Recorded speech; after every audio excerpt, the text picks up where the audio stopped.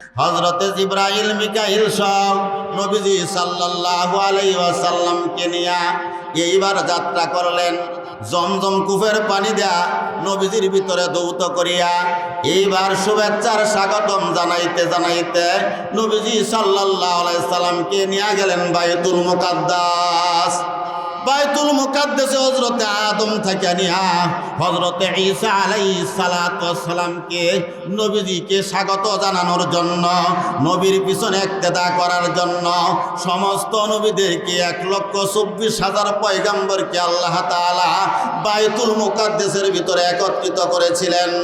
ওই দিন নবীজি সাল্লাল্লাহু আলাইহি ওয়াসাল্লাম তিনি যেহেতু সর্বশেষ নবী, সবার পিছনে বসা, মাঝখানে কোনো কথা নাই।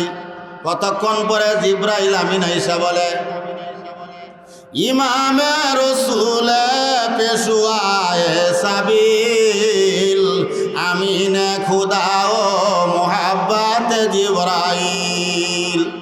ওগো নবী, আপনি দয়া করিয়া সম্মুখে যান।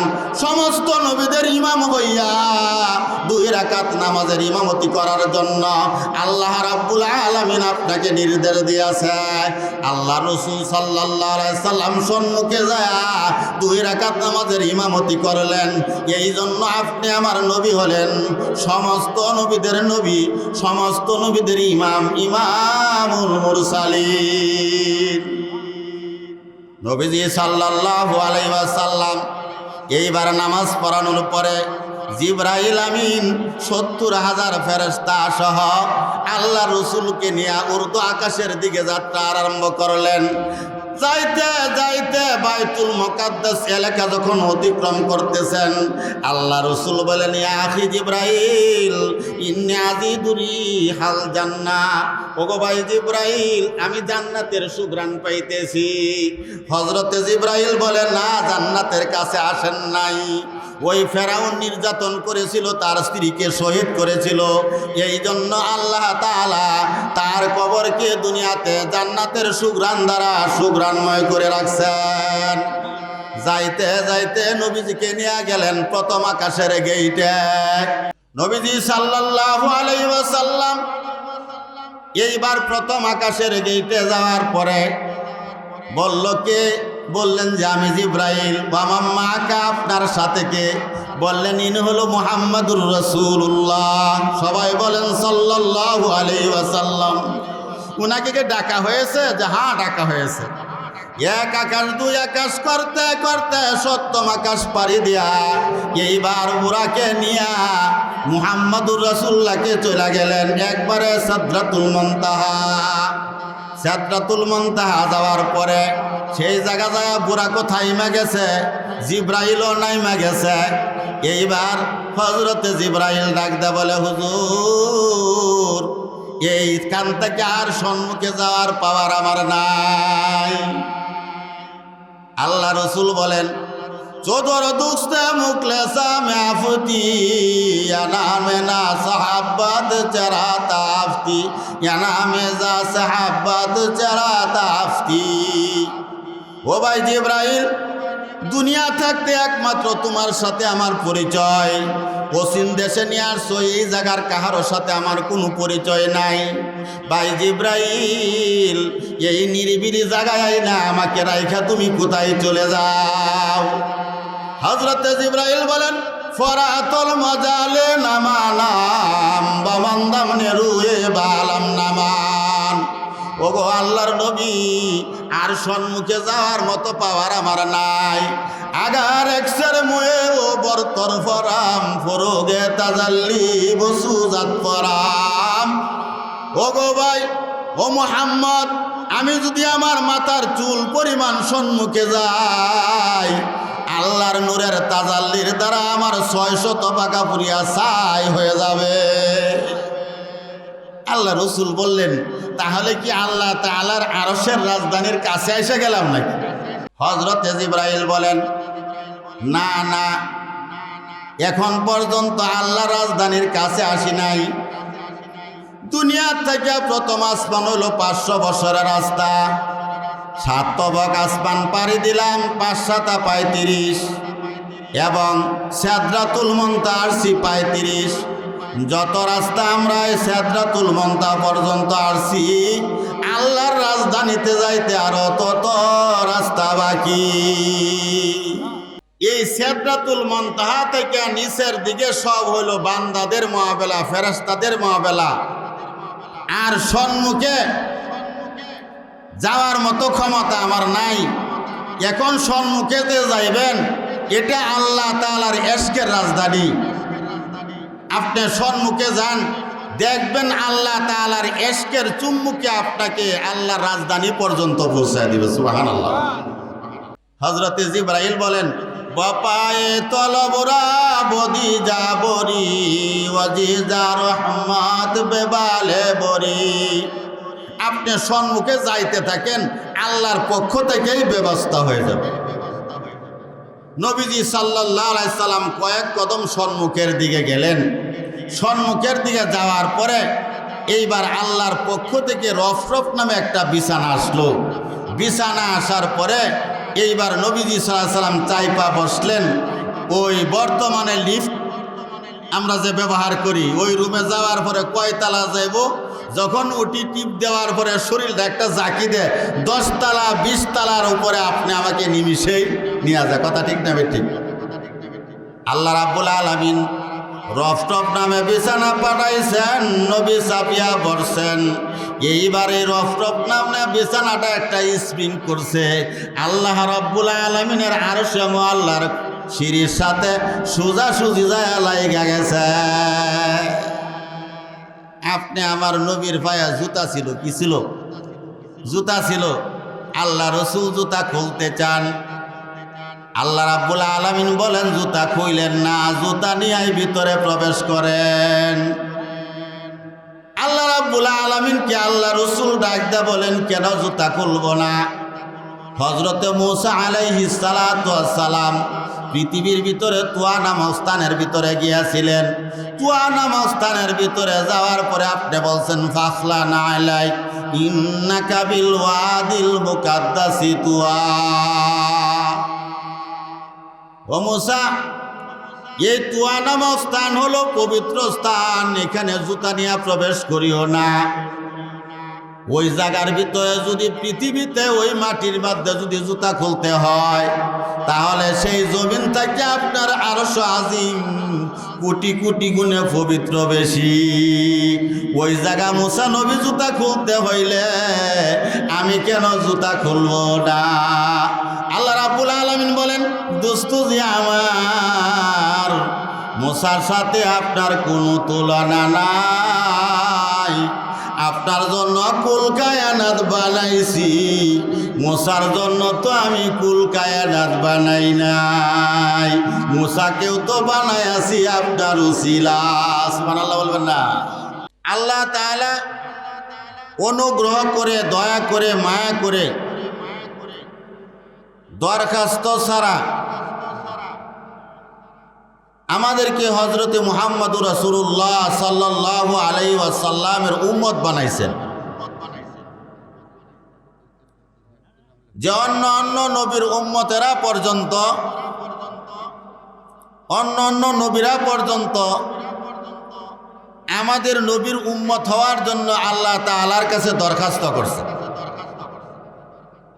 আমরা বিনা দরখাস্তে মুহাম্মদুর রাসূলুল্লাহ সাল্লাল্লাহু আলাইহি ওয়াসাল্লামের উম্মত হয়েছে। যে নবী মুহাম্মদুর রাসূলুল্লাহ সাল্লাল্লাহু আলাইহি ওয়াসাল্লাম, উনি যে জায়গায় আসবেন, যেখানে আসবেন, তিনার সৌজন্যে আল্লাহ তাআলা আল্লাহর ঘর কাবা শরীফ বানাইছে।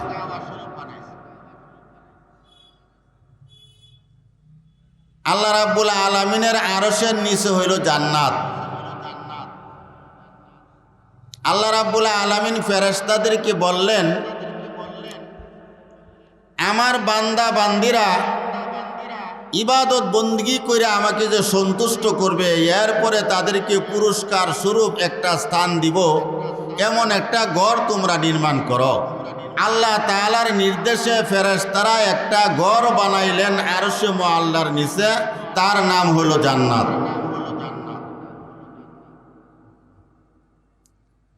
এবার আল্লাহ তাআলা ফেরেশতাদেরকে বললেন যে তোমরা চতুর্থ আসমানে একটা ঘর নির্মাণ করো।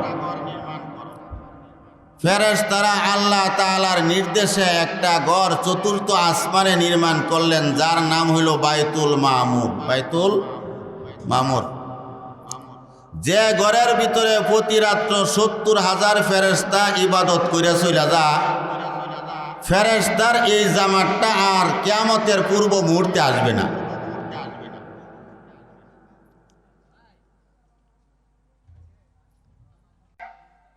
আল্লাহ রাব্বুল আলামিন ফেরেশতাদেরকে বললেন যে আসমানের ভিতরে যে ঘর বানাইছো এটা হলো তোমাদের জন্য ইবাদতগাহ। এখন এই বাইতুল মামুরের সোজাসুজি পৃথিবীতে একটা মাপ ছাড়ো, এই মাপটা যেখানে পড়বে সেই জায়গার ভিতরে আমার বান্দা বান্দীদের জন্য একটা ঘর নির্মাণ করো।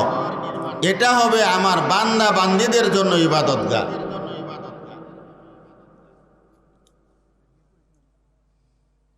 তো আল্লাহ রাব্বুল আলামিন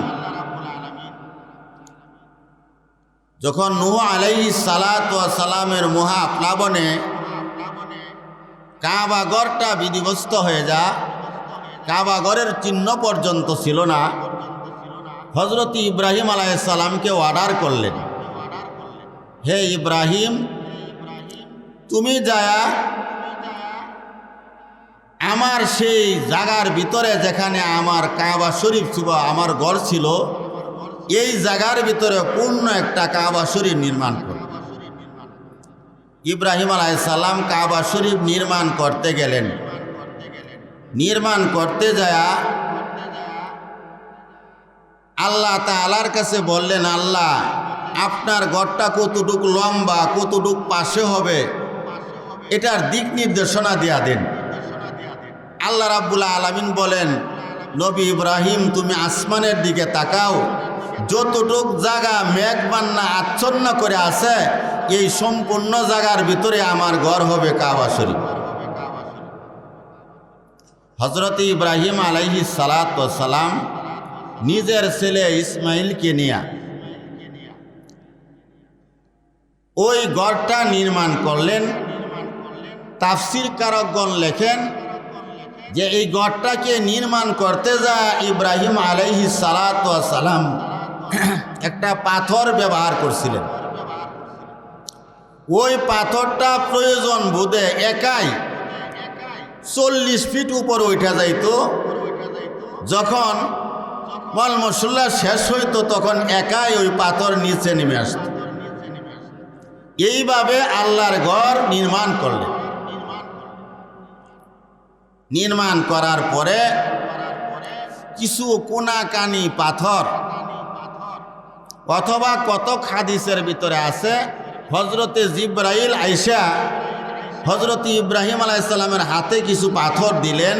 কতগুলি পাথরের উপরে আরবিতে লেখা আল্লাহু, কতগুলি পাথরের উপরে আরবিতে লেখা মুহাম্মদ। তো হযরত ইব্রাহিম আলাইহিস সালামকে বললেন এই পাথরগুলি আল্লাহ তাআলা বললেন চতুর্দিকে নিক্ষেপ করার জন্য। ইব্রাহিম আলাইহিস সালাতু ওয়াস সালাম বললেন, আল্লাহ আমি যদি পাথরগুলি নিক্ষেপ করি আর কতদূর নিতে পারবো? আল্লাহ রাব্বুল আলামিন বললেন, ওগো ইব্রাহিম, পাথরগুলি শুধু নিক্ষেপ করো, এইগুলি পৃথিবীর আনাচে কানাচে পৌঁছানোর দায়িত্ব হলো আমি রাব্বুল আলামিনের কুদরতি হাতে।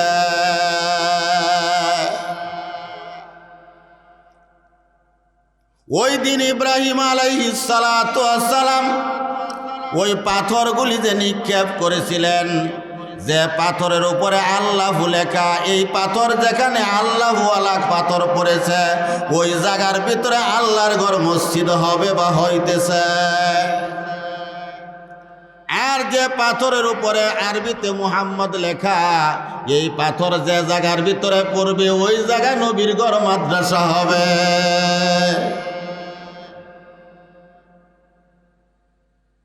আল্লামা বদরুদ্দিন আইনি রহমাতুল্লাহ আলাই লেখেন যে পৃথিবী পানি আর পানি ছিল, কোথাও মাটি ছিল না। আল্লাহ তাআলা সর্বপ্রথম পৃথিবীর কোন স্থানটাকে মাটি দিয়া টিলা বানাইলেন?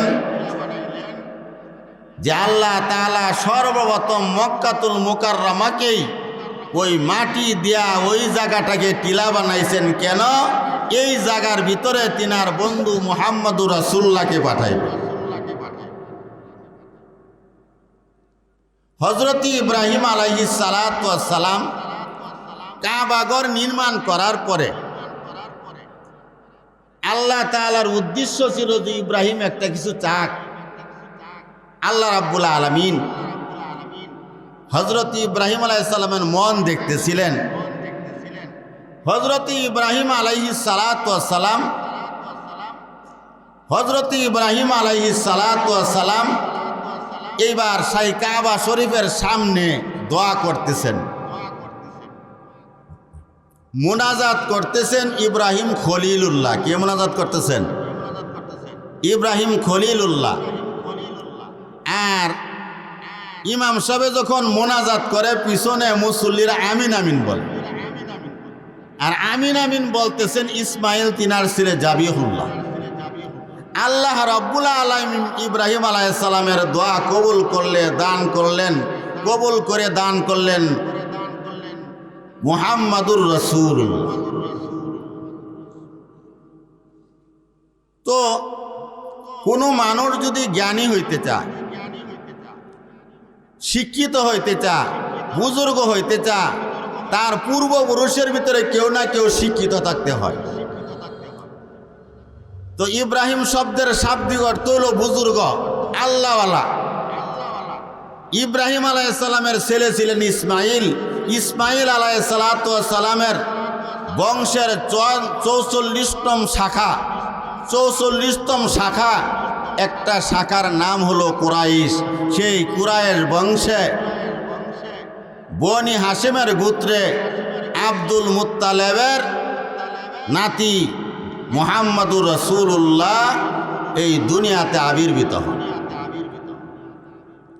এখন দেখেন যে আল্লাহ তাআলা যে নবীগুলি পাঠাইছেন, যেমন আদম শব্দের শাব্দিক অর্থ হলো গদ্দম কালারি, জাকারিয়া অর্থ হলো সবক মহস্তকারী, নূহ অর্থ কন্দনকারী, মুসা অর্থ যাকে পানি থেকে বাইর করা হয়েছে, ঈসা অর্থ শেষে আগমনকারী। কিন্তু আপনি আমার নবীর নাম হলো মুহাম্মদ, অর্থাৎ প্রশংসিত ব্যক্তি, প্রশংসিত ব্যক্তি।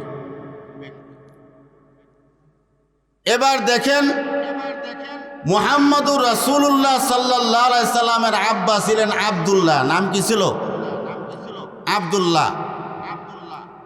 আব্দুল্লাহ অর্থ হলো আল্লাহর বান্দা। আব্দুল্লাহ অর্থ আল্লাহর বান্দা। আর উনার মার নাম ছিল আমিনা। আমিনা অর্থ আমানতদার।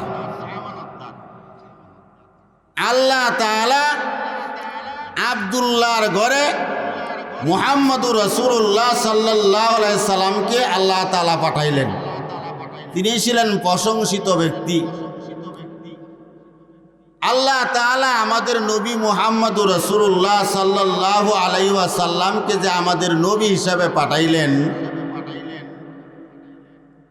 আমেনাকে আব্দুল মুত্তালিব জিজ্ঞাসা করে, বলতেছে, বৌমা,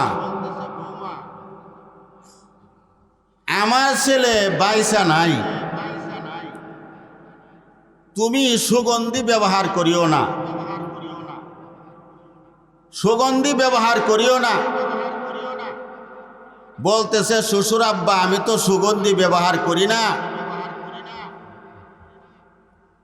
আমার গর্ভে আসমানওয়ালা এমন এক সন্তান দান করেছে, এই সন্তান গর্ভে আসার পরে পরে আমার শরীর থেকে একাই সুঘ্রাণ ছড়ায়। শ্বশুর আব্বা, এই সন্তান গর্ভে আসার পূর্বে আমি রশি বালতি নিয়ে হাউজে আমি জমজম কূপের কাছে যাইতাম। কিন্তু আল্লাহ তাআলা এমন এক সন্তান আমার গর্ভে দান করেছেন, আমি যখন সেই জমজম কূপের কাছে এখন যাই, আমার আর রশি নিয়ে যাইতে হয় না, শুধু পাত্র নিয়ে যখন জমজম কূপের কাছে মিলা ধরি, যত নিচে পানি থাকুক না কেন একাই আমার পাতিল পানি উঠিয়া ভর্তি হয়ে যায়। অন্য অন্য মহিলারা বলে, আমিনা তুমি যাও না, যতক্ষণ তুমি এই জমজম কূপের কাছে দাঁড়ায় থাকো তোমার বরকতে এই পানি আর নিচে নামে না, আমাদের রশি দিয়ে আর বালতি দিয়ে পানি উঠাইতে হয় না, তোমার বরকতে আমরা পাতিল দিয়ে পানি একাই নিতে পারি। এইবার আমিনা বলে, শ্বশুর আব্বা শুনেন, এই সন্তান গর্ভ আসার পরে আমি যখন রাস্তা দিয়া যাই, শত শত পাথর আইসে আমার পায়ে কদম বুসি করে। শ্বশুর আব্বা কি বলবো, আমি যখন নাকি রাস্তা দিয়া যাই, গাছগুলি মাথা নিচা করে আমাকে সালাম জানা। হযরতে আমেনা বলেন, বৃহস্পতিবার দিন গত রাত্রি আব্দুল্লাহর সাথে আমার বাসুর হইল। সকালবেলা আমি যখন কাবা শরীফে গেলাম তওয়াফ করার জন্য, তওয়াফ করতে যাইয়া দেখি জাবালে সালাত থেকে একটা বাঘ নাচতে নাচতে জাবালে নূরের দিকে যা, আর জাবালে নূরের থেকে একটা হরিণ নাচতে নাচতে জাবালে সালার দিকে আসে। মাঝপথে আইসা বাঘ হরিণের গালে চুমা খা, আর হরিণ বাঘের গালে চুমা খা।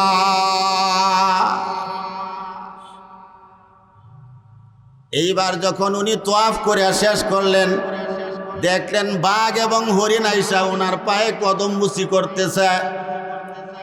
বাঘ এবং হরিণরে জিজ্ঞাসা করলেন, ওই বাঘ, যেখানে যে বনে বাঘ থাকে এখানে হরিণ থাকে না, তোমরা কিবা করে শত্রুতা বইলা গেলা? আল্লাহ রাব্বুল আলামিন হরিণ এবং বাঘের জবান খুলে দিলেন। ওরা বলতেছে, আপনার বাবার বংশের সাথে একটা শত্রুতা ছিল, কুরাইশ বংশের।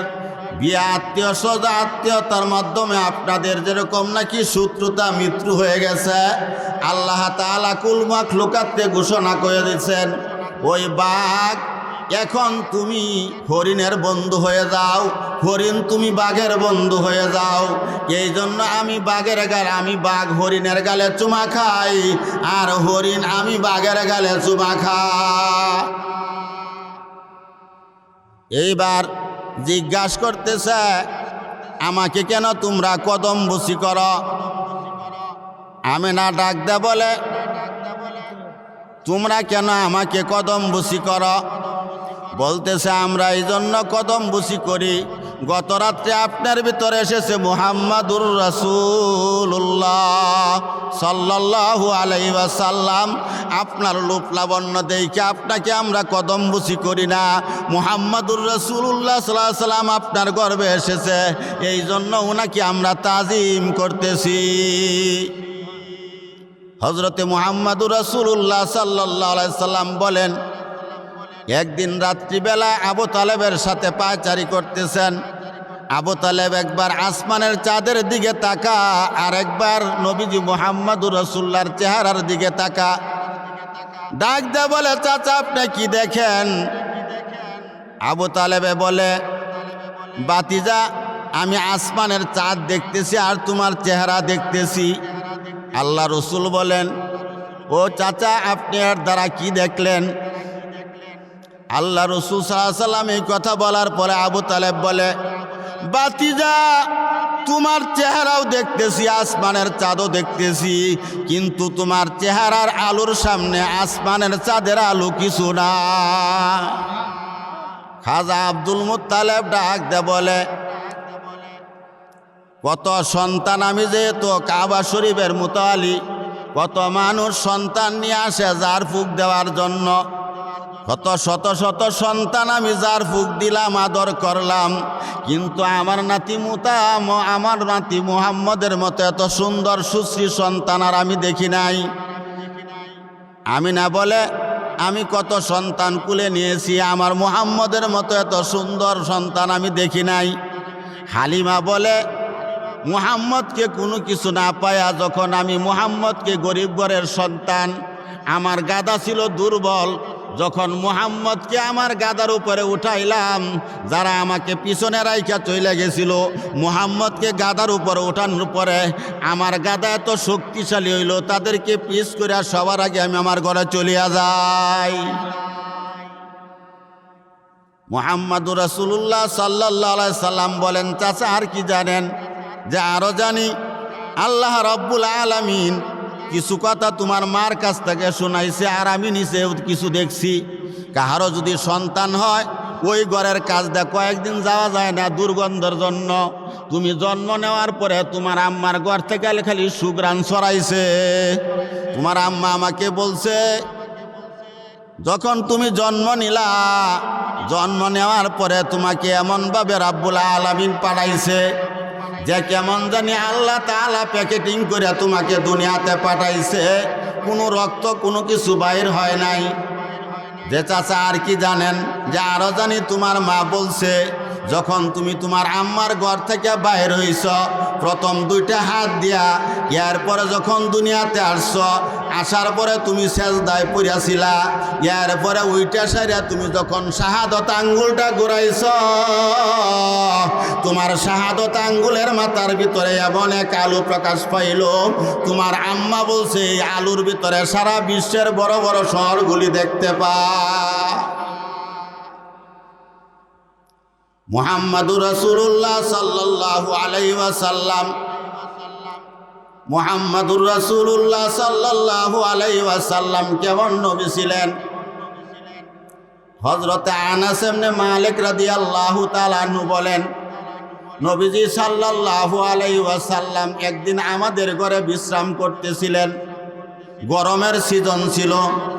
নবীজি সাল্লাল্লাহু আলাইহি ওয়াসাল্লামের চেহারা থেকে এরকম গামগুলি পড়তেছিল, মনোমণিমুক্তা ঝরতেছে।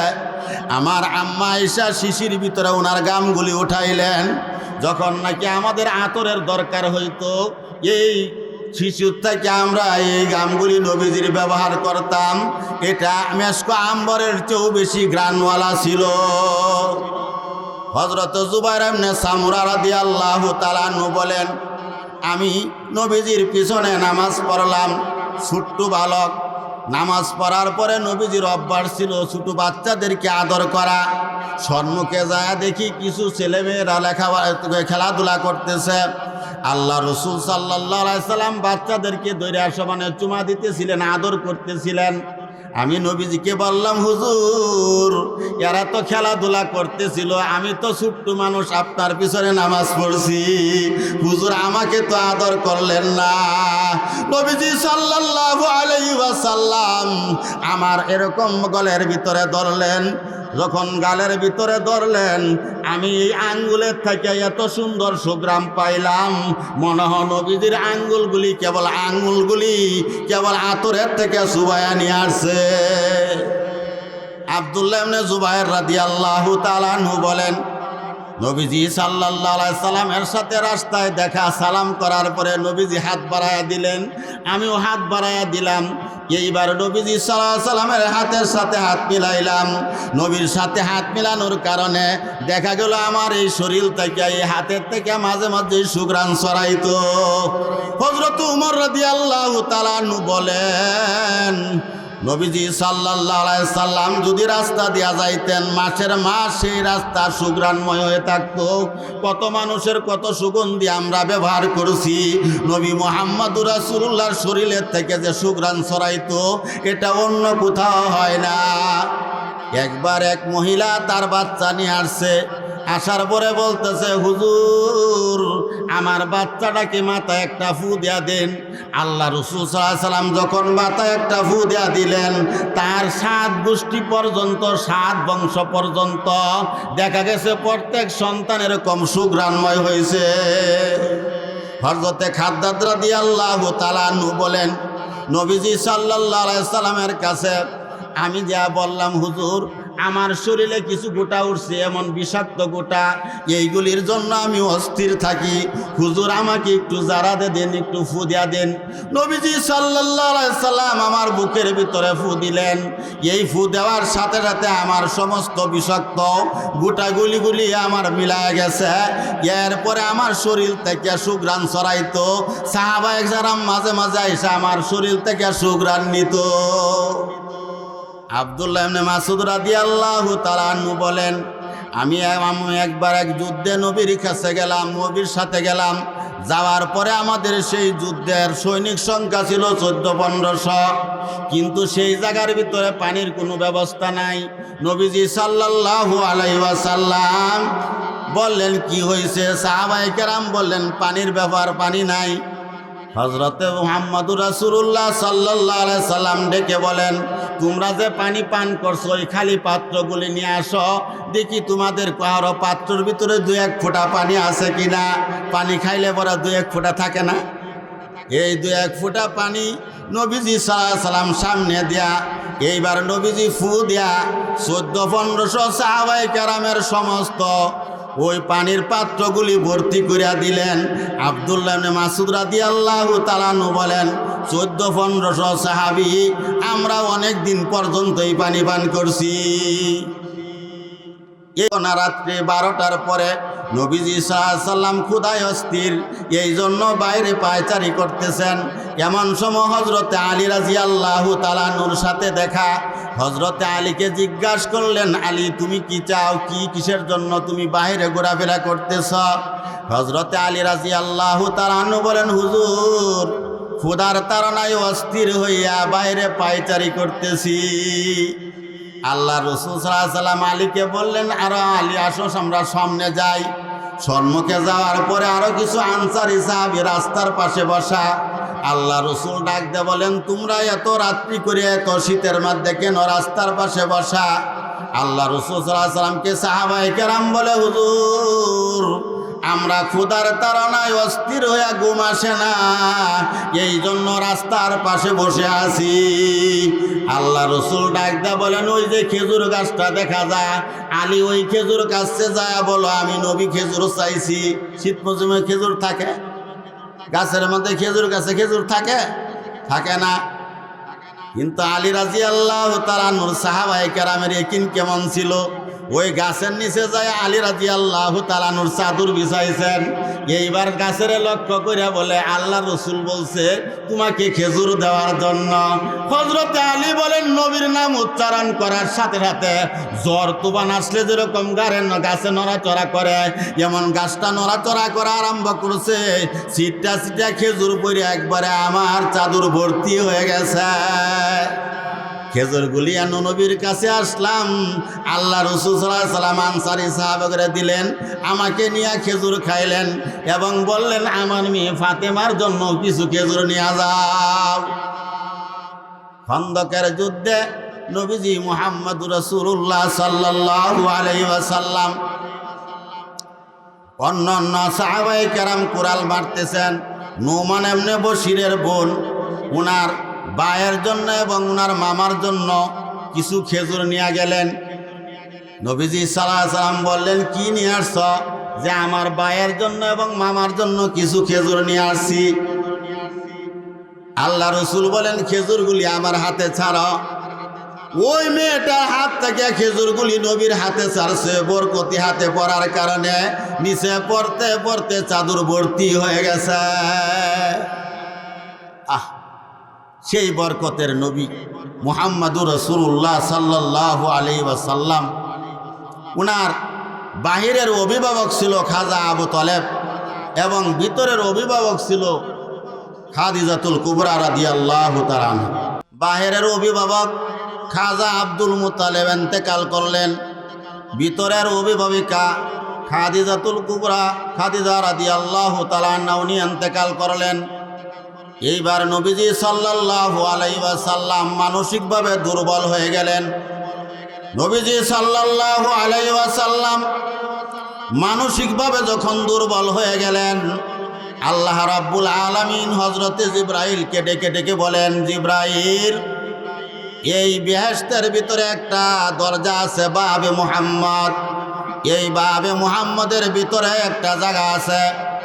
ওই জায়গার ভিতরে যায় দেখো, আমার বন্ধুর কাপড়গুলি মাঝখানে রাইখা 70,000 ফেরেশতা যেমন কাবা শরীফকে মানুষে গুইরা গুইরা তওয়াফ করে, আমার বন্ধুর কাপড়গুলি ওই ফেরেশতারা তওয়াফ করতেছে। ওই কাপড়গুলি নিয়ে আমার বন্ধুরে যায় নিয়ে আসো। জিবরাইল বলেন, আল্লাহ চাবি কোথায় পাইব? আল্লাহ রাব্বুল আলামিন বলেন, বাবে মুহাম্মদে যায়া মুহাম্মাদুর রাসূলুল্লাহ যখন বলবা, দেখবা টাসটাসি 70টা দরজা খুলে যাবে। হযরতে জিবরাইল যায় যখন মুহাম্মাদুর রাসূলুল্লাহ উচ্চারণ করলেন, টাসটাসি 70টা দরজা খুলে গেল। হযরতে জিবরাইল যায় দেখেন নবীর কাপড়গুলি নিয়ে ফেরেশতারা এরকমভাবে তওয়াফ করতেছে। বলতেছে, তোমরা তওয়াফ বন্ধ করো, যার কাপড়ে তওয়াফ করতেছ সশরীরে কিছুক্ষণ পরে তোমাদের মাঝে আমরাই নিয়ে আসবো। নবীজি সাল্লাল্লাহু আলাইহি ওয়াসাল্লামের কাছে হযরতে জিবরাইল মিকাইল সহ 70,000 ফেরেশতা আসলেন। নবীজি সাল্লাল্লাহু আলাইহি ওয়াসাল্লামের কাছে 3 প্রকারের কাপড় আসলো। নবীজি সাদা কাপড় পরিধান করলেন। হযরতে জিবরাইল বললেন, ইখতারতাল ইসলাম, ও নবী মুহাম্মদ, সাদা কাপড়ে যেরকম ময়লা নাই, এরকম ইসলামের ভিতরে কোনো ত্রুটি বিচ্যুতি নাই, আপনি ইসলাম ধর্মকে গ্রহণ করেছেন। হযরতে জিবরাইল মিকাইল সব নবীজি সাল্লাল্লাহু আলাইহি ওয়াসাল্লামকে নিয়ে এইবার যাত্রা করলেন। জমজম কূপের পানি দেয়া নবীজির ভিতরে দৌত করিয়া এইবার শুভেচ্ছার স্বাগতম জানাইতে জানাইতে নবীজি সাল্লাল্লাহু আলাইহি সাল্লামকে নিয়ে গেলেন বাইতুল মুকাদ্দাস। বাইতুল মুকাদ্দাসে হযরতে আদম থেকে নিয়া হযরতে ঈসা আলাইহিস সালাতু ওয়াস সালামকে নবীজিকে স্বাগত জানানোর জন্য, নবীর পিছনে ইক্তেদা করার জন্য সমস্ত নবীদেরকে 1,24,000 পয়গম্বরকে আল্লাহ তাআলা বাইতুল মুকাদ্দাসের ভিতরে একত্রিত করেছিলেন। ওই দিন নবীজি সাল্লাল্লাহু আলাইহি ওয়াসাল্লাম, তিনি যেহেতু সর্বশেষ নবী, সবার পিছনে বসা, মাঝখানে কোনো কথা নাই। কতক্ষণ পরে জিবরাইল আমিন আইসা বলে, ইমামে রসুলে পেশুয়ায়ে সাবিল আমিনে খুদা ও মুহাব্বত জিবরাইল, ওগো নবী, আপনি দয়া করিয়া সম্মুখে যান, সমস্ত নবীদের ইমাম হইয়া 2 রাকাত নামাজের ইমামতি করার জন্য আল্লাহ রাব্বুল আলামিন আপনাকে নির্দেশ দিয়েছে। আল্লাহ রাসূল সাল্লাল্লাহু আলাইহি সাল্লাম সম্মুখে যায় 2 রাকাত নামাজের ইমামতি করলেন। এই জন্য আপনি আমার নবী হলেন, সমস্ত নবীদের নবী, সমস্ত নবীদের ইমাম, ইমামুল মুরসালিন। নবীজি সাল্লাল্লাহু আলাইহি ওয়াসাল্লাম এইবার নামাজ পড়ানোর পরে জিবরাইল আমিন 70,000 ফেরেশতা সহ আল্লাহ রসুলকে নিয়ে উর্দু আকাশের দিকে যাত্রা আরম্ভ করলেন। যাইতে যাইতে বাইতুল মুকাদ্দাস এলাকা যখন অতিক্রম করতেছেন, আল্লাহ রসুল বলেন, ইয়া আখি জিবরাইল ইন্নী আজিদুরি হাল জান্নাহ, ওগো ভাই জিবরাইল, আমি জান্নাতের সুঘ্রাণ পাইতেছি। হযরতে জিবরাইল বলেন, না, জান্নাতের কাছে আসেন নাই। ওই ফেরাউন নির্যাতন করেছিল, তার স্ত্রীকে শহীদ করেছিল, এই জন্য আল্লাহ তাআলা তার কবরকে দুনিয়াতে জান্নাতের সুঘ্রাণ দ্বারা সুঘ্রাণময় করে রাখছেন। যাইতে যাইতে নবীজিকে নিয়ে গেলেন প্রথম আকাশের গেইটে। হযরতে জিবরাইল আমিন এইবার গেইটে যা বলে, ইফতাহিল বাব, ওগো গেইটের দারোয়ান, দরজা খুলে দাও, দরজা খুলে দাও। ভিতরে থেকে প্রশ্ন করা হলো, মান আনতা, আপনি কে? তিনি বললেন, আনা জিবরাইল, আমি জিবরাইল। ওয়ামাম মাকা, আপনার সাথে কে? আরে ভাই, কানেকশন তো হবেই, একটু ধৈর্য ধরেন, একটু আস্তে কথা বলেন, কুরআন হাদিসের কথা তো এরকম না। আহা ভাই, বুঝলাম না দুনিয়াতে কিছু। নবীজি সাল্লাল্লাহু আলাইহি ওয়াসাল্লাম এইবার প্রথম আকাশের গেইটে যাওয়ার পরে বলল, কে? বললেন যে আমি জিব্রাইল। আমার মা কা আপনার সাথে কে? বললেন ইনি হলো মুহাম্মাদুর রাসূলুল্লাহ। সবাই বলেন সাল্লাল্লাহু আলাইহি ওয়াসাল্লাম। উনাকে কে ডাকা হয়েছে? যে হ্যাঁ ডাকা হয়েছে।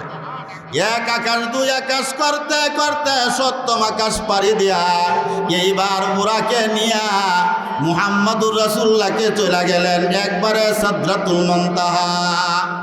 সিদরাতুল মুনতাহা যাওয়ার পরে সেই জায়গা যায় বুরাকও থাইমা গেছে, জিব্রাইলও নাইমা গেছে। এইবার হযরতে জিব্রাইল ডাক দে বলে হুজুর এই কান থেকে আর সম্মুখে যাওয়ার পাওয়ার আমার নাই। আল্লাহ রসুল বলেন চোদর দুস্তে মুখলেসা মেফতি নামে না সাহাবাত চেরা তাফতি নামে যা সাহাবাত চেরা তাফতি। ও ভাই জিব্রাইল, দুনিয়া থাকতে একমাত্র তোমার সাথে আমার পরিচয়। পশ্চিম দেশে নিয়ে আসছো, এই জায়গার কাহারোর সাথে আমার কোনো পরিচয় নাই। ভাই জিব্রাইল, এই নিরিবিলি জায়গায় না আমাকে রাইখা তুমি কোথায় চলে যাও? হযরতে জিব্রাইল বলেন ফরাতল মজালে নামানাম বামান্দাম নেরুয়ে বালাম নামান। ওগো আল্লাহর নবী, আর সম্মুখে যাওয়ার মতো পাওয়ার আমার নাই। Agar একসের মুয়ে O বরতর from ফরোগে Tajalli বসুজাত from. ওগো ভাই, ও মুহাম্মদ, আমি যদি আমার মাথার চুল পরিমাণ সম্মুখে যাই, আল্লাহর নূরের তাজাল্লির দ্বারা আমার 600 পাকা পুরিয়া ছাই হয়ে যাবে। আল্লাহ রসুল বললেন তাহলে কি আল্লাহ তাআলার আরশের রাজধানীর কাছে এসে গেলাম নাকি?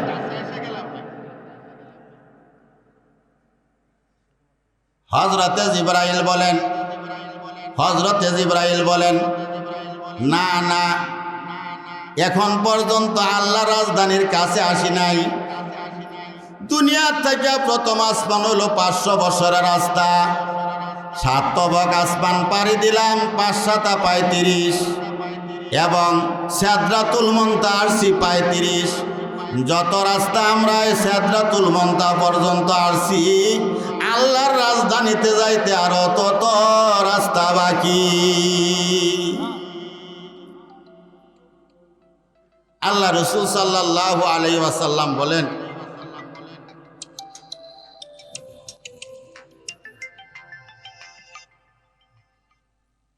আল্লাহ রসুল সাল্লাল্লাহু আলাইহি ওয়াসাল্লাম বলেন তাহলে আমি যাব কেমনে করে? দেখবেন একটা বিদ্যুৎ, একটা চুমুকের পাওয়ার, এতটুকু আনছেন ধরে না, এতটুকু আনছে ধরে না। যখন কাছাকাছি আইনে চট করে লোহাটা চুমুক লোহা ধরে হবে। হযরতে জিব্রাইল বলেন এই সিদরাতুল মুনতাহা থেকে নিচের দিকে সব হইল বান্দাদের মুআমেলা, ফেরেশতাদের মুআমেলা। আর সম্মুখে যাওয়ার মতো ক্ষমতা আমার নাই। এখন সম্মুখে যে যাইবেন, এটা আল্লাহ তাআলার ইশকের রাজধানী। আপনি সম্মুখে যান, দেখবেন আল্লাহ তাআলার ইশকের চুম্বুকে আপনাকে আল্লাহর রাজধানী পর্যন্ত পৌঁছায় দিবে। সুবহানাল্লাহ। হযরতে জিব্রাইল বলেন বাপায়ে তলবরা বদি যাবরি ওয়াজিজা রহমাত বেবালে বরি। আপনি সম্মুখে যাইতে থাকেন, আল্লাহর পক্ষ থেকেই ব্যবস্থা হয়ে যাবে। নবীজি সাল্লাল্লাহু আলাইহি সাল্লাম কয়েক কদম সম্মুখের দিকে গেলেন। সম্মুখের দিকে যাওয়ার পরে এইবার আল্লাহর পক্ষ থেকে রফরফ নামে একটা বিছানা আসলো। বিছানা আসার পরে এইবার নবীজি সাল্লাল্লাহু আলাইহি সাল্লাম চাইপা বসলেন। ওই বর্তমানে লিফট আমরা যে ব্যবহার করি, ওই রুমে যাওয়ার পরে কয়তলা যাইব, যখন উঠি টিপ দেওয়ার পরে শরীরটা একটা জাকি দেয়, 10 তলা 20 তলার উপরে আপনি আমাকে নিমিষেই নিয়ে যায়। কথা ঠিক না ঠিক? আল্লাহ রাব্বুল আলামিন রফটপ নামে বিছানা পাঠাইছেন, নবী চাপিয়া বসছেন। এইবার এই রফটপ নামে বিছানাটা একটা স্পিন করছে। আল্লাহ রাব্বুল আলামিনের আরশে মুআল্লার সিঁড়ির সাথে সোজাসুজি যায় লাইগা গেছে। আপনি আমার নবীর পায়ে জুতা ছিল, কি ছিল? জুতা ছিল। আল্লাহ রসুল জুতা খুলতে চান, আল্লাহ রাব্বুল আলামিন বলেন জুতা খুইলেন না, জুতা নিয়ে ভিতরে প্রবেশ করেন। আল্লাহ রাব্বুল আলামিনকে আল্লাহ রসুল ডাকতে বলেন কেন জুতা খুলব না? হযরতে মূসা আলাইহিস সালাতু ওয়াস সালাম পৃথিবীর ভিতরে তুয়া নামক স্থানের ভিতরে গিয়েছিলেন। তুয়া নামক স্থানের ভিতরে যাওয়ার পরে আপনি বলছেন ফাখলা না আলাই ইন্নাকা বিল ওয়াদিল মুকাদ্দাসি তুয়া। ও মূসা, এই তুয়া নামক স্থান হলো পবিত্র স্থান, এখানে জুতা নিয়ে প্রবেশ করিও না। ওই জায়গার ভিতরে যদি পৃথিবীতে ওই মাটির মধ্যে যদি জুতা খুলতে হয় তাহলে সেই জমিন থেকে আপনার আরশ আজিম কোটি কোটি গুণে পবিত্র বেশি। ওই জায়গা মূসা নবী জুতা খুলতে হইলে আমি কেন জুতা খুলব না? আল্লাহ রাব্বুল আলামিন বলেন দোস্ত যে আমার, মূসার সাথে আপনার কোনো তুলনা নাই। আপনার জন্য কুল কায়নাত বানাইছি, মূসার জন্য তো আমি কুল কায়নাত বানাই নাই। মূসাকেও তো বানাইছি আপনার উসিলা। সুবহানাল্লাহ বলবেন না? হযরতে মূসা আলাইহিস সালাতু ওয়াস সালাম তুর পাহাড়ে যায়, আল্লাহ রাব্বুল আলামিনকে বলে রব্বি আরিনি, মাবুদ দেখা দাও দেখা দাও। আল্লাহ বলেন দেখতে পারবে না। এরপরও পিরাপিরি করার পরে 10,000 পর্দার আড়াল থেকে আল্লাহ তাআলা যখন একটু নূরটা প্রকাশ করলেন, হযরতে মূসা আলাইহিস সালাতু ওয়াস সালাম তুর পাহাড় সেই উচ্চ পাহাড় থেকে গড়ায়া গড়ায়া মাটিতে পড়লেন। ওনার সাথে 40 জন আবেদ ছিল, ওইটাও পুরিয়া শেষ হয়ে গেছে। আল্লাহর নূরে আগুন ধরিয়া পাহাড় পুরিয়া শেষ। মূসা আলাইহিস সালামের ডাইনে বামের পানি পড়ছে, মূসার পেটের নিচেও মাটি পড়ছে, কিন্তু নবী মূসা পড়ে নাই। 40 দিন পরে মূসা আলাইহিস সালাম আসার পরে বলে রাব্বুল আলামিন তোমার কুদরতের তামাশা তো কিছুই বুঝলাম না। তোমার নূরে আগুন ধরিয়া পাহাড় পুড়িয়া গেল, আমার সঙ্গীগুলি পুড়িয়া শেষ হয়ে গেল, আমি মূসা কেন পুরি নাই? আল্লাহ রাব্বুল আলামিন বলেন নবী মূসা রে, তোমার ভিতরে আছে মুহাম্মদুর রাসূলুল্লাহর ঈমানি নূর। এই নূরের খাতিরে, এই নূরের খাতিরে তুমি মূসাকে আমি বাঁচাইছি। সুবহানাল্লাহ।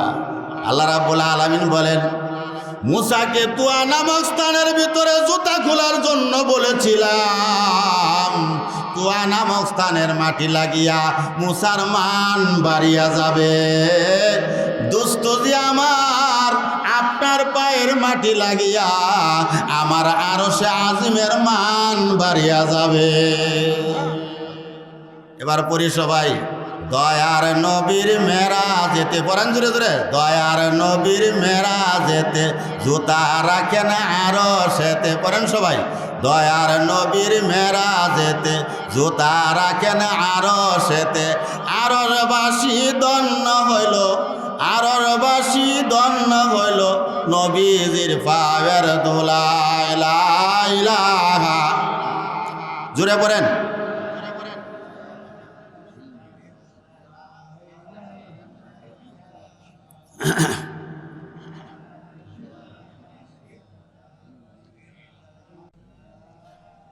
লা ইলাহা, যাহার আছে মৌতের ভয় তাহার দিল সদা জাগরত রয়। আহার নিদ্রা ভালো লাগে না, আহার নিদ্রা ভালো লাগে না, ভালো লাগে শুধু ইল্লাল্লাহ। লা ইলাহা ইল্লাল্লাহ, লা ইলাহা ইল্লাল্লাহ।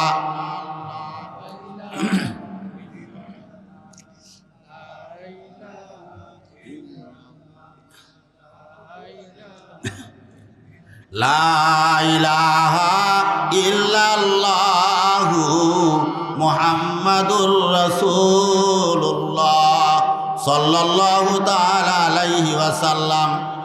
এবার আল্লাহ তাআলা জিবরাইল মিকাইল রে বললেন, আমার বন্ধু দুনিয়ার থেকে আসছে আমার দেশে বেড়ানোর জন্য, আমার দেশের দর্শনার্থী স্থানগুলি দেখায় দাও। অন্য অন্য দেশের প্রেসিডেন্ট বা কেউ আসলে দেখা যায় এই দেশের মন্ত্রীদেরকে লাগায়া দেয়, আমাদের দেশটা ঘোরায় দেখায় দাও। আল্লাহ তাআলা অনুরূপভাবে বললেন, আমার বন্ধু আমার রাজধানীতে আসছে, আমার মেহমান হইয়া আমার দেশের কি কাজ কারবার একটু দেখায় দাও। আল্লাহ আল্লাহ। নবীজি সাল্লাল্লাহু আলাইহি ওয়াসাল্লামকে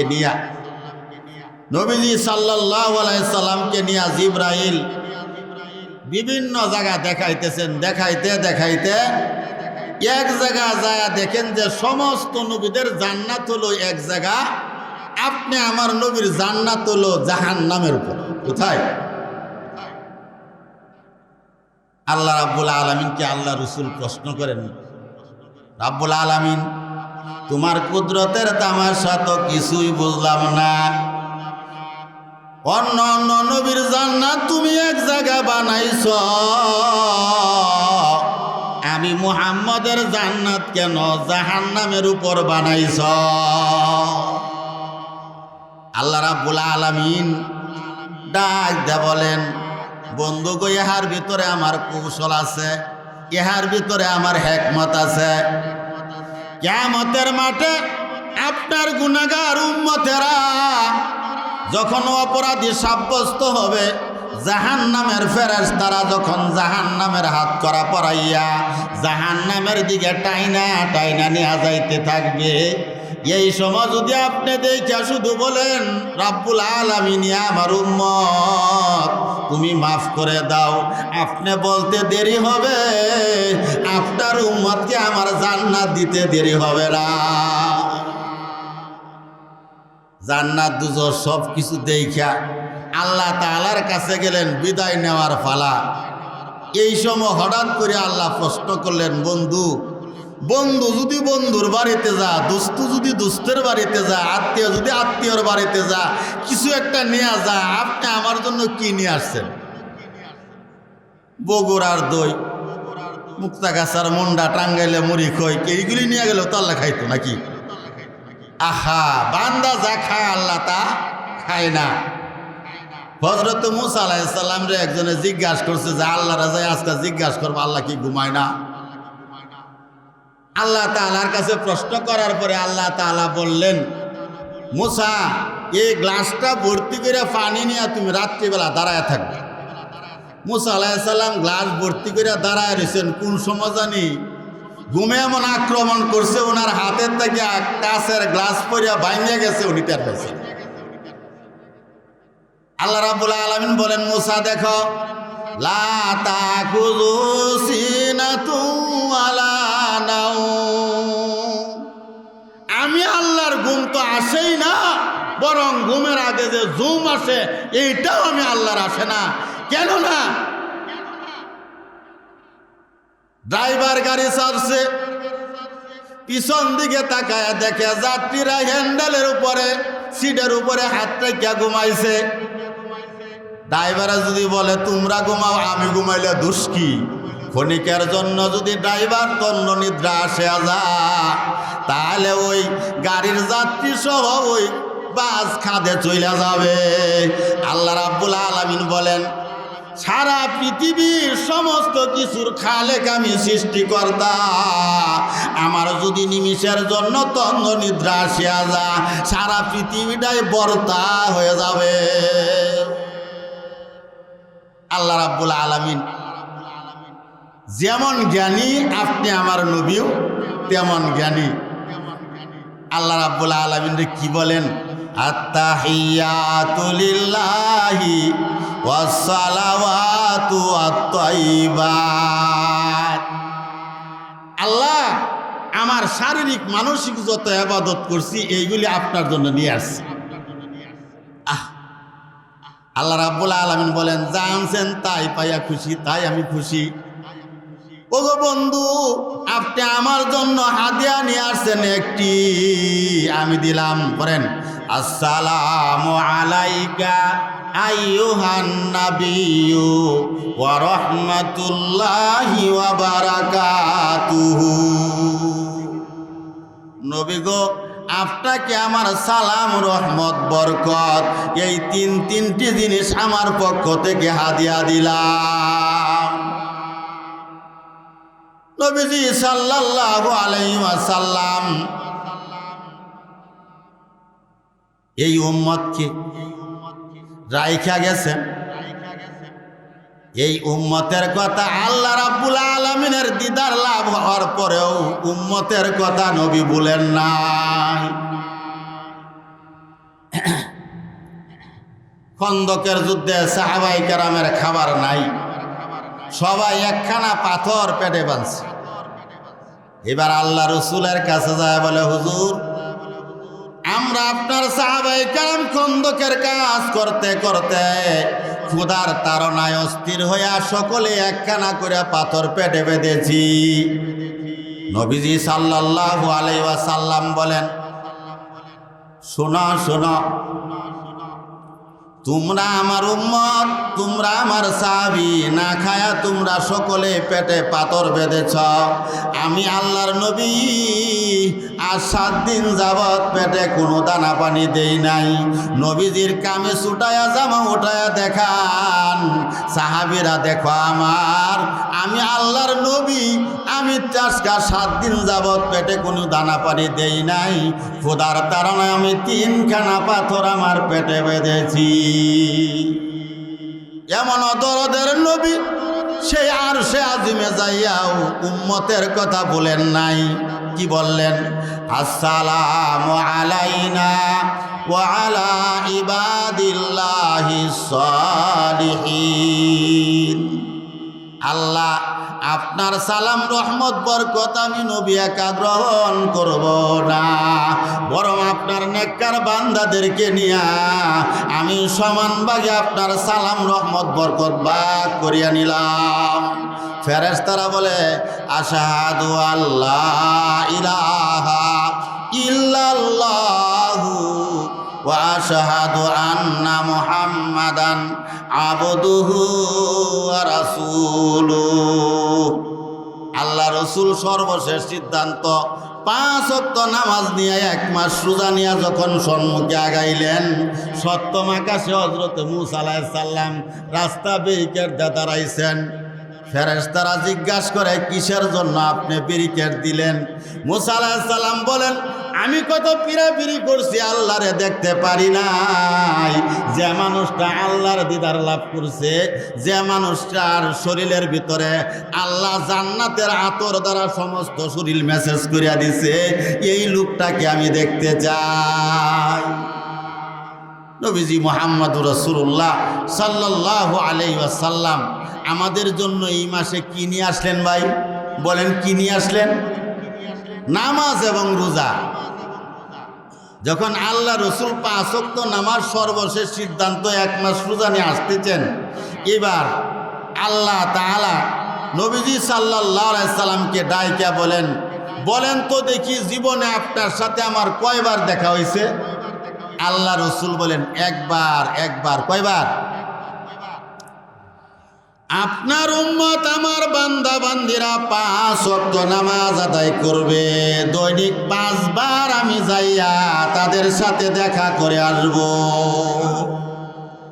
এই জন্য মদিনার মসজিদে হযরতে জিবরাইল আইসা নবীরে প্রশ্ন করে, মাল ইহসান, আল্লাহ যেরকম অনুগ্রহ করে মুহাম্মদ নামে নবী আপনি আমার নবী হিসাবে দিছেন, দান করছেন, অনুগ্রহ করছেন, আল্লাহ তাআলা বলে, বান্দা বান্দি আমার, তোমাদেরও একটা অনুগ্রহ আছে। কি? আনতা বুদুল্লাহ কান্নাকা তারা ওয়া ইল্লাম তাকুন তারাহু ফাইন্নাহু ইয়ারা।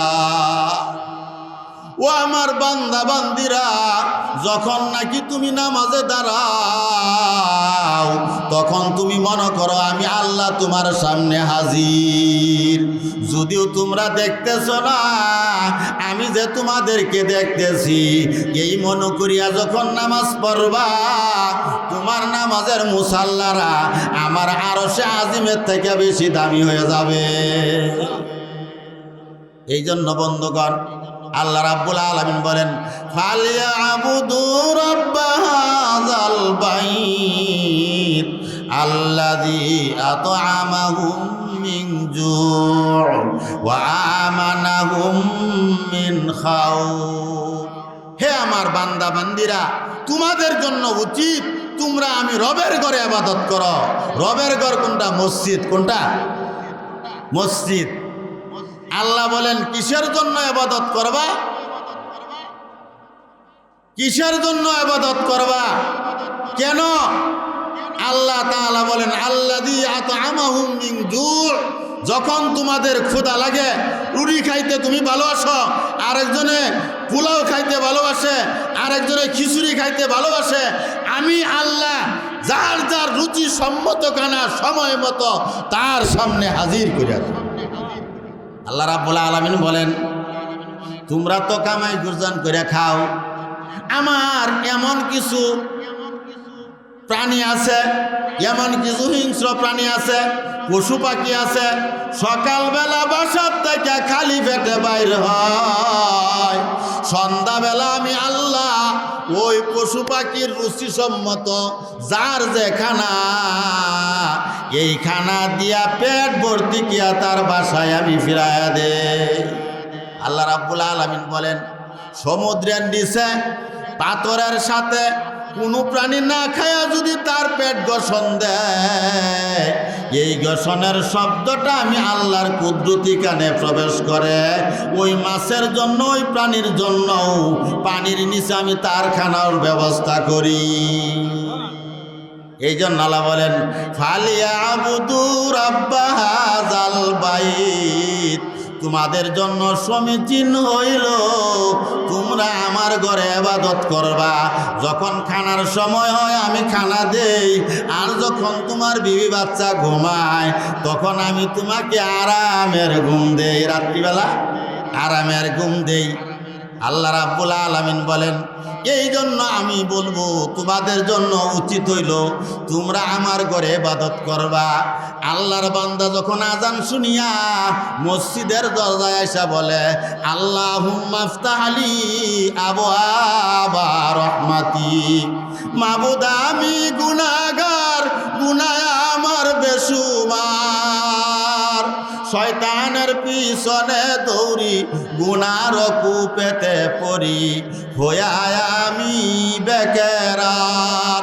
আল্লাহ আমি গুনার পিছনে, শয়তানের পিছনে দৌড়তে দৌড়তে গুনাহ করে ফেলছি, শরীরকে অপবিত্র বানাইছি।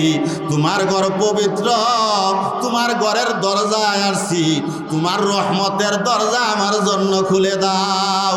আল্লাহ তাআলা ডাক দেয়া বলে ফেরেশতারা আমার বান্দা যত গুনাহ করেছে সমস্ত গুনাহ শয়তানের ঘাড়ে চাপাইয়া আমার বান্দারে, আমার বান্দাকে আমার পবিত্র করে পবিত্র বানায়া উঠায়া নাও। বান্দা নামাজে আসে গুনাহ নিয়া, যখন মসজিদ থেকে যা আল্লাহ তাআলা প্রদত্ত নূর তাকে দান করে। যে বাড়ির থেকে মানুষগুলি বারবার মসজিদে আসে ওই বাড়িতে আল্লাহ তাআলা নুরানি সন্তান দান করে। আল্লাহ রসুল বলেন যখন আজান শুনিয়া কোনো বান্দা নামাজের জন্য আগায় আসতে থাকে, আল্লাহর ফেরেশতারা মন্ত্রী মিনিস্টারের মতো তাকে পাহারা দিতে দিতে মসজিদ পর্যন্ত পৌঁছায়া দেয়। নামাজ আনতে বান্দা যখন দোয়া করে, নামাজ আনতে বান্দা যখন হাত উঠা, আপনি আমার আল্লাহ কি বলেন? কাসামতু সালাতা বাইনি ওয়া বাইনা আবদি ওয়া লি আবদি মা সা। ও আমার বান্দা, আমার কাছে সেজদাটাই বড় দামি। বান্দা যখন কানের বাদে দুটো হাত দিয়ে আমার গোলামি স্বীকার করিয়া যখন নাকি বান্দা আলহামদুলিল্লাহ নিয়া ইহদিনাস সিরাতাল মুস্তাকিম পর্যন্ত পড়ে, 4টা আয়াত হইল আমার বান্দা বান্দির জন্য, আলহামদুলিল্লাহ শেষের 3টা আয়াত হইল আমি আল্লাহর জন্য। আল্লাহ তাআলা বলেন নামাজকে আমি 2 ভাগে ভাগ করেছি, কিছু অংশ হইল আমার বান্দার, আর কিছু অংশ হইল আমি আল্লাহর। বান্দা বান্দি যখন নামাজ আনতে বলে আল্লাহ যেভাবে নামাজ পড়ার দরকার ছিল পড়তে পারি নাই, আল্লাহ তুমি আমার নামাজ কবুল করে নাও, নবীর মতো সাহাবীর মতো নামাজওয়ালা বানায়া দাও।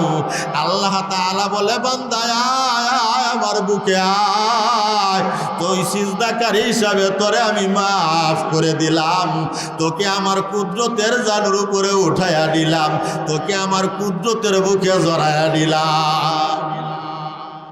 এই জন্য কই বলে আগার খাই সকুন বাহগ বগুই, নামাজে খুদ বাহু জুরু দিল বজুই। ওরে ভাই, নবীরা কেউ মুসা তুর পাহাড়ে যায় কথা বলতে হইতো, একক নবীর জন্য একটা স্থান ছিল। আপনি আমার নবী আসার কারণে আপনাদের কোনো জায়গায় যাইতে হবে না।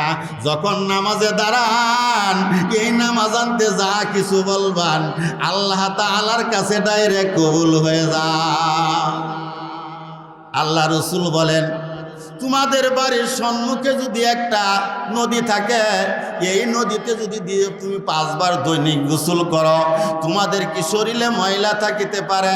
সাহাবায়ে কেরাম বললেন, না, ময়লা থাকিতে পারে না। আল্লাহ রসুল বলেন, আমার যে বান্দা 5 ওয়াক্ত নামাজ পড়ে তার শরীরে কোনো গুনাহ থাকে না। যখন নাকি বিবি বাচ্চা গুমা বুড়া হয়ে গেছে, বয়স হয়ে গেছে, কোন সময় তোমার কবরে চলিয়া যাইব, এই ভয়ে এই ঠান্ডা পানি দেয়া কাঁপতে কাঁপতে ওযু বানাইয়া রব্বুল আলামিনের কুদরতি পায়ে লুটাইয়া পইরা ফুফায়া ফুফায়া কান্দে আর নিজের গুনাহগুলি স্মরণ করে। কেন আলেম হইলাম না?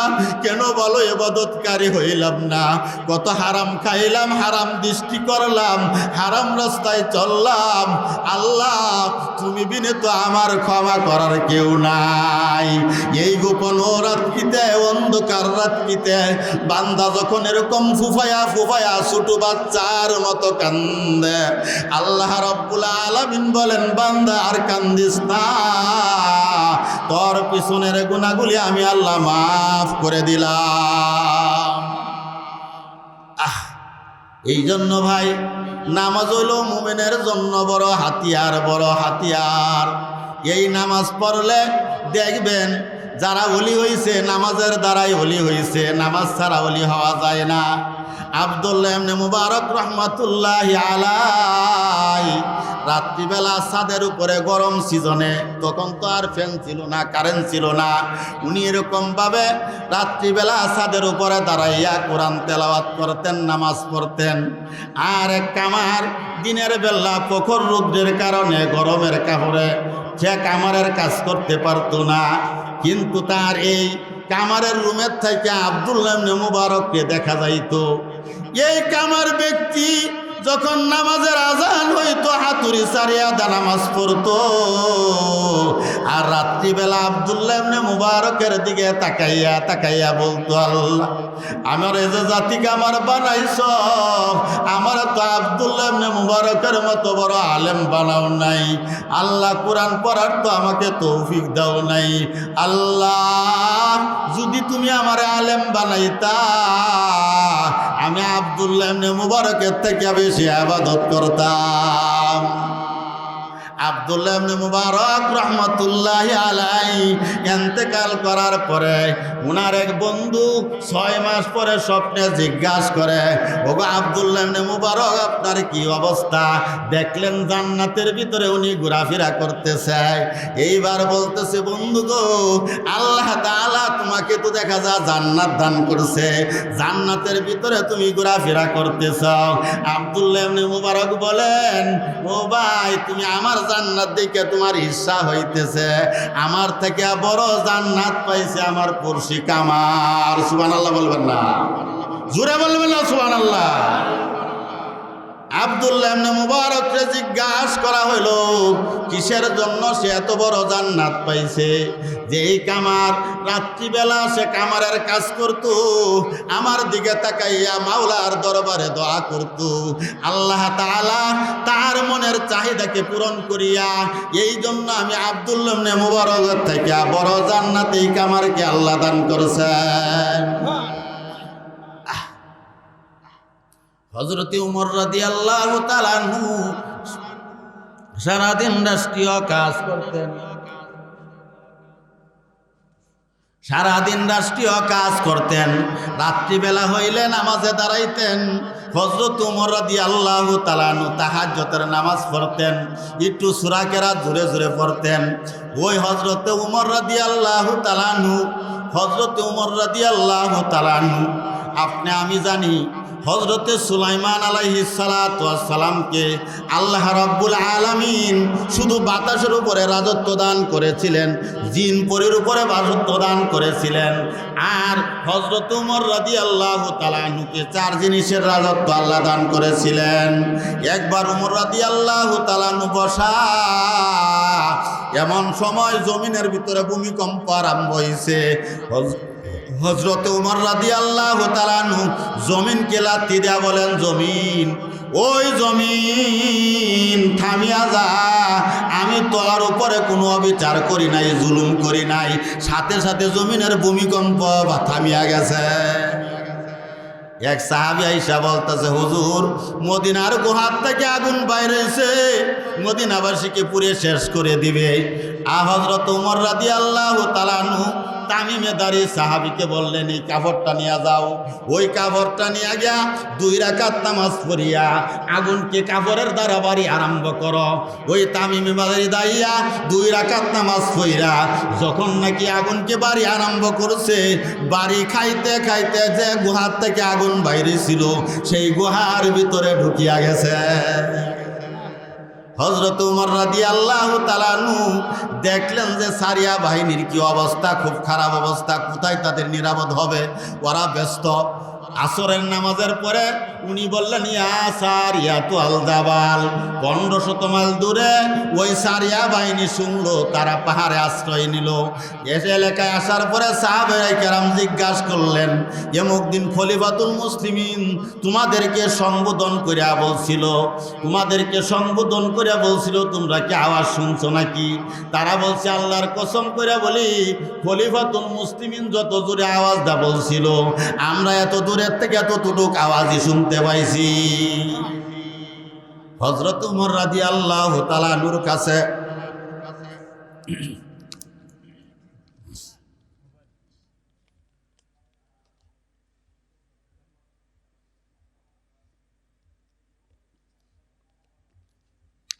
হযরত উমর রাদিয়াল্লাহু তাআলা আনহুর কাছে আয়েশা আমর ইবনে আস রাদিয়াল্লাহু তাআলা আনহু পত্র লিখলেন, ও খলিফাতুল মুসলিমিন, মিশরের একটা অবস্থা হলো, প্রতি বছর এই সময়ে এখানে নীল নদীতে একটা যুবতী মেয়ে দিতে হয়। এই বছর তো সেই সময় চলে গেছে, এখন কি ব্যবস্থা করা যায়? হযরত উমর রাদিয়াল্লাহু তাআলা আনহু নীল নদের কাছে একটা চিঠি লিখলেন। ওই চিঠিটা নীল নদে পড়তে দেরি হয়েছে, নীল নদীতে জোয়ার আসতে দেরি হয় নাই। এত কিছুর উপরে রাজত্ব করার পরে রাত্রিবেলা ফকিরের মতো, ও ভাইরা, কে কোন কাজে ব্যস্ত? অর্জ জাহানের 50টা রাষ্ট্রের প্রেসিডেন্ট ছিলেন হযরত উমর রাদিয়াল্লাহু তাআলা আনহু। এত ব্যস্ততার পরেও রাত্রিবেলায় নামাজে দাঁড়াইতেন, নামাজে দাঁড়াইয়া 2 রাকাত নামাজ পড়তেন। শেষে সেজদা কইরা মুনাজাতে এই পরিমাণ হযরত উমর রাদিয়াল্লাহু তাআলা আনহু কাঁদতেন। কাঁদতে কাঁদতে হযরত উমর রাদিয়াল্লাহু তাআলা আনহুর গালের মধ্যে কালো 2টা দাগ পড়িয়া যায়। সাহাবায়ে কেরাম বলেন, ওগো খলিফাতুল মুসলিমিন, ভালো উন্নত মানের মেডিসিন আছে, ব্যবহার করলে আপনার এই গালের কালো দাগ ভালো হয়ে যাবে। হযরত উমর রাদিয়াল্লাহু তাআলা আনহু বলেন, ও ভাইরা আমার, শুনো, তোমরা বেশি বেশি ইবাদত বন্দি কইরা আল্লাহর নৈকট্য অর্জন করছো।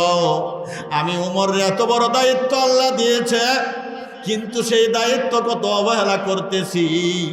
রাত্রিবেলা হইলে একটু কান্দা কান্দা আমার গালের মধ্যে কালো দাগ বানাইছি।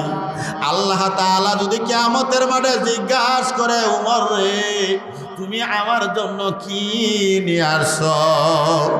হযরত উমর বলেন, আল্লাহর কাছে আমি বলবো, আল্লাহ, আমি উমর তোমার জন্য কিছুই নিয়ে আসি নাই, আমি তোমার ভয়ে কানতে কানতে গালের মধ্যে দুটা দাগ বাড়াইয়া নিয়ে আসি। হযরত রশিদ আহমদ গঙ্গোহী রহমাতুল্লাহ আলাই নিমিষের ভিতরে সারা পৃথিবী ভ্রমণ করতে পারতেন। এক লোক আইসা বলতেছে, গতকালকে এশার নামাজের সময় আমার ছেলেটা মসজিদে আসলো, জিনেরা যে কোথায় নিয়ে গেছে জানি না। হযরতে রশিদ আহমদ গঙ্গোহী বললেন, আপনি বাসায় চলে যান। এইবার দেখা গেল হযরতে রশিদ আহমদ গঙ্গোহী রহমাতুল্লাহ আলাই, হযরতে রশিদ আহমদ গঙ্গোহী রহমাতুল্লাহ আলাই ওই এলাকাতে যাইতেছেন। ওই ছেলেটা দেখা দুই নদীর মাঝখানে তারা জিনের আনা রাখছে। এইবার বলতেছে, কুতুবুল আলম, আমার বাড়ি আপনার এলাকা, জিনেরা দুই নদীর মাঝখানে আমার রাখছে, আপনি আমারে নেওয়ার ব্যবস্থা করেন। এরপরে ওই ছেলেটারে কুতুবুল আলম রশিদ আহমদ গঙ্গোহী বললেন, চোখ বন্ধ কর। চোখ বন্ধ করার পরে কতক্ষণ পরে দেখে তার মা বাবা দেখে ঘরের দরজার মধ্যে তার ছেলে বেহুশ অবস্থা পড়ে আছে, পানি ডালতে ডালতে হুশ আসছে। এইবার বলতেছে যে তুমি কেমনে করে আসলা? যে রশিদ আহমদ গঙ্গোহীকে পায়া বলছিলাম আমার আম্মা আব্বা হয়তো আমার জন্য পাগল প্রায় হয়েছে কানতে কানতে, হুজুর আমাকে যদি দয়া করে নিয়ে যাইতেন। উনি চোখ বন্ধ করতে বললেন, আমি চোখ বন্ধ করছি, এখন দেখি আমি আপনাদের সামনে হাজির। হযরত রশিদ আহমদ গঙ্গোহী রহমাতুল্লাহ আলাই যখন হাদিসের সবক পড়াইতেন, ছাত্ররা বলতো, মদিনাওয়ালার গান হুজুর আপনার জবান থেকে আসে, আপনি যখন হাদিস পড়ান নবীজি সাল্লাল্লাহু আলাইহি ওয়াসাল্লামের শরীরের সুঘ্রাণ আমরা পাই। এইবার দেখা গেল রশিদ আহমদ গঙ্গোহী রহমাতুল্লাহ আলাই শেষ বয়সে অন্ধ হয়ে গেলেন। ছাত্ররা বলল, হুজুর আপনার চিকিৎসা করব, অপারেশন করাইব, 15 দিন নামাজ পড়তে পারবেন না। রশিদ আহমদ গঙ্গোহী বলেন, যে চোখ অপারেশন করলে মাওলারে সেজদা করতে পারবো না, এমন অপারেশন আমার দরকার নাই। এরপর জন্য বলল, 3 দিনের জন্য বলল, হুজুর রাজি হয় না। ছাত্ররা বলল, হুজুর সকালবেলা অপারেশন হবে, বিকালে আসরের নামাজ আপনি পড়তে পারবেন। রশিদ আহমদ গঙ্গোহী ডাকতে বলে, ছাত্ররা আমার, যুগে যুগে কত হাজার হাজার ছাত্রকে হাদিস পড়াইছি, কত ভুল ত্রুটি জীবনে হয়ে গেছে, আমি নামাজ পড়তে পড়তে নামাজ আনতে আল্লাহর দরবারে কানতে কানতে দুটা চোখরে আমি অন্ধ বানাইছি। আল্লাহ যদি জিজ্ঞাসা করে, রশিদ আমার জন্য কি নিয়ে আসছ? আমি ডাকতে বলবো, আল্লাহ আমি তো তোমার জন্য কিছুই নিয়ে আসি নাই, তোমার ভয়ে কানতে কানতে দুটা চোখরে অন্ধ বানাই আসছি। আমি কি করছি বলেন? হুসাইন আহমদ মাদানী রহমাতুল্লাহ আলাই, উনার উস্তাদ ছিলেন মাহমুদুল হাসান দেওবন্দি রহমাতুল্লাহ আলাই। মাহমুদুল হাসান দেওবন্দি রহমাতুল্লাহ আলাই বললেন, বাবারে কনকনা শীতের ভিতরে আমি ঠান্ডা পানি দিয়ে তাহাজ্জুদের সময় উযু করতে কষ্ট হয়, আমার জন্য একটা ব্যবস্থা করিও। এইভাবে বলার পরে প্রতিদিন হুসাইন আহমদ মাদানী রহমাতুল্লাহ আলাই উনার উস্তাদের জন্য তাহাজ্জুদের সময় গরম পানি দেয়। সুবহানাল্লাহ বলবেন না? দিতে দিতে কয়েক বছর কেটে গেল। তাহাজ্জুদের সময় একদিন জিজ্ঞাসা করে, হুসাইন এইখানে কোনো চুলা নাই, কোন চুলার থেকে তাহাজ্জুদের সময় আমার উযুর পানি গরম করে আস। হুসাইন আহমদ মাদানী রহমাতুল্লাহ আলাইহি বলেন, হুজুর আপনার উযুর পানির পাত্রটা এশার নামাজের পরে আমার জামার নিচে বুকের মাঝে রাইখা আমি যখন আল্লাহ আল্লাহ জিকির আরম্ভ করি, আল্লাহ আল্লাহ জিকিরের মাধ্যমে আল্লাহ এবং আমার মধ্যে যে একটা গরম আরম্ভ হয়, ওই গরমের মাধ্যমে আপনার তাহাজ্জুদের উযুর পানি গরম হয়ে যায়। এই জন্য ভাইরা বাবারা, যারা আল্লাহ ওয়ালা হয়েছে, আল্লাহকে সিজদা করার মাধ্যমে ওলি হয়েছে, আল্লাহ ওয়ালা যদি হইতে চাই এই নাক কপাল আল্লাহর দরবারে ঠেকাইতে হবে। এই আর রহমাতুল্লাহ আলাইহি বলেন, আমি যখন নামাজের সাজদায় যাই তখন দেখি আমার আল্লাহ তিনার কুদরতি হাত আমার পিঠের উপরে সমানে ঘুরাইতেছেন, এটা আমি অনুভব করি। হযরত ইলিয়াস রাহমাতুল্লাহ আলাইহি বলেন, আমি যখন নামাজের সাজদায় যাই যা বলি সুবহান রাব্বিয়াল আ'লা, সুবহান রাব্বিয়াল আ'লা। আমার আল্লাহ আমার মাথাটা আল্লাহর কুদরতি জানের উপরে উঠাইয়া আমারে আদর করতে থাকে। বলেন তো, যদি কোনো বাচ্চা তার মুরব্বির কাছে আদর পায়, এই মুরব্বির কাছ থেকে কি সহজে আসতে পারে কিনা? এইবার ডাকদা বলে, ও মানুষেরা শুনো, আমি যখন নামাজের সাজদায় যাই আল্লাহ তাআলা আমাকে আদর মোহাব্বত করে, এই জন্য আল্লাহর দরবার থেকে আমার মাথা উঠাইতে দেরি হয়ে যায়। এই জন্য ভাইরা বাবারা, যদি আমি মুসলমান হয়ে থাকি, নামাজ ছাড়া ভাই উপায় আছে? আমি যখন নামাজে দাঁড়াই, এই নামাজের সময়ে আমি যখন নামাজে দাঁড়াই, লক্ষ লক্ষ কোটি কোটি মানুষের জোহরের নামাজ আমিও পড়তেছি, তারাও পড়তেছে। আমার নামাজ নাও হইতে পারে, আল্লাহর ওলিরা এই সময় নামাজ পড়তেছে। আমি যখন জিকির করতেছি আল্লাহর ওলিরাও জিকির করতেছে। আমি যখন কোরআন পড়তেছি এই সময় আল্লাহর ওলিরাও জিকির করতেছে, কোরআন পড়তেছে। এই জন্য বন্ধুগণ মনে করতে হবে, আমি যে আমলটা করতেছি আমি একা করতেছি না। এই জামাতের ভিতরে লক্ষ লক্ষ মানুষের যদি ওই সময়ে কাহারো না কাহার আল্লাহর কাছে জিকির কবুল হয়ে যা, নামাজ কবুল হয়ে যা, কোরআন তেলাওয়াত কবুল হয়ে যা, আমারটাও আল্লাহ কবুল করিয়া নিবে। এই জন্য উলামায়ে কেরাম বলেন, তুমি যদি এক ঘন্টায় জান্নাতে যাইতে চাও, 1 ঘন্টা আল্লাহর জিকির করো। যদি তুমি প্রতিদিন জান্নাতি হইতে চাও, 5 ওয়াক্ত নামাজ আদায় করো। সপ্তাহে যদি জান্নাতে যেতে চাও, ভালোভাবে জুমার নামাজ আদায় করো। যদি 1 মাসে তুমি জান্নাতে যাইতে চাও, রমজান মাসে রোজা তারার নামাজ পড়ো। যদি তুমি বছরের জান্নাতে যাইতে চাও, তাহলে তুমি মালের যাকাত আদায় করো। যদি তুমি সারা জীবনে জান্নাতি হতে চাও, তাহলে তুমি হজ করো। এই জন্য ভাইরা, আল্লাহ তাআলার কি কথাটা জানি বলছিলাম, যে আল্লাহ তাআলা আরশ বানাইছেন জান্নাতের উপরে, আরশের নিচে জান্নাত, জান্নাতের উপরে জান্নাতের নিচে বাইতুল মামুর, বাইতুল মামুরের নিচে হইল কি? কাবা শরীফ, কাবা শরীফ। এখন যে জায়গার ভিতরে আল্লাহু লেখা পাথর পড়ছে, এটা হলো মসজিদ। এই মসজিদ হলো কাবা শরীফের বাচ্চা। সুবহানাল্লাহ বলবেন না? কার বাচ্চা? কাবা শরীফের বাচ্চা। আর কাবা শরীফ হইল জান্নাতের বাচ্চা। সুবহানাল্লাহ। দুনিয়ার সমস্ত কিছু যেই দিন ধ্বংস হয়ে যাবে, ওই দিন এই মসজিদের টিলা ধ্বংস হবে না।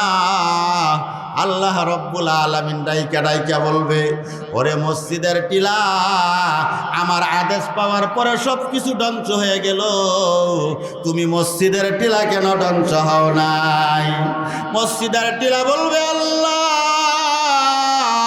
তোমার কিছু আশিকিন বান্দা বান্দি তাদের গাম জড়ানো টাকা অর্থ দিয়া এই মসজিদকে আবাদ করেছিল, মসজিদের সৌন্দর্য বৃদ্ধি করেছিল। আল্লাহ, ওই মানুষগুলিকে তাদের পা বাবাকে যতক্ষণ পর্যন্ত ক্ষমা না করবা, ততক্ষণ পর্যন্ত আমি মসজিদের টিলা ধ্বংস হব না।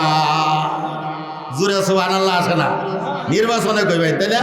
জুড়ে বলেন সুবহানাল্লাহ। আল্লাহ রাব্বুল আলামিন মসজিদের আর্তনাদ শোনার পরে রাব্বুল আলামিনের কুদরতের দরিয়া জোশ আসিয়া যাবে। আল্লাহ রাব্বুল আলামিন ডাইকা ডাইকা বলবেন, ও মসজিদের টিলা, তুমি অনেক লম্বা হয়ে যাও, অনেক কষ্ট হয়ে যাও।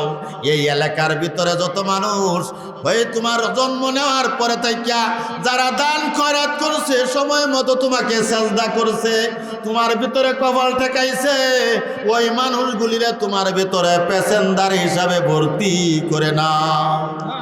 এই জন্য হাদিসের ভিতরে আছে বাবারা ভাইয়েরা, দুনিয়ার সমস্ত মসজিদগুলি হবে ডাব্বা, আর এই ডাব্বার প্যাসেঞ্জার হবে নিয়মিত মুসল্লিরা। আল্লাহ এই সমস্ত মসজিদগুলি হাজার হাজার লক্ষ লক্ষ মসজিদ ডাব্বা হিসাবে যায় কাবা শরীফের সাথে যায় সংযোগ হবে, আর নিয়মিত মুসল্লি এবং যারা দান খয়রাত করছে তারা প্যাসেঞ্জার বা যাত্রী হিসাবে এই মসজিদ ডাব্বার ভিতরে ভর্তি থাকবে। কাবা শরীফ ইঞ্জিল হইয়া দুনিয়ার লক্ষ লক্ষ মসজিদ কোটি কোটি মুসল্লিরে যাত্রী বানাইয়া কাবা শরীফে মঞ্জুর একটা টান দিয়া মাওলার জান্নাতের ভিতরে ঢুকে যাবে। এই সমস্ত মানুষের আর হিসাব নিকাশ হবে না। তাহলে এই মসজিদ আপনি আমার জন্য সুপারিশ করবে না করবে না? বলেন করবে কি করবে না? তাহলে আমি বেশি না একজনকে আমি বলবো 1 লক্ষ টাকা এই মসজিদের জন্য দিতে কি রাজি আছেন? যে আমার বংশের মানুষগুলি আল্লাহ তাআলা যেন এই মসজিদের উসিলা মাফ করে দেয়। 1 লাখ টাকা চাইতেছি, 1 লাখ টাকা। আছেন কেউ? যে তাড়াতাড়ি বললে ভালো হয়, এখন কিন্তু রাত্র গভীরে চলে আসছে।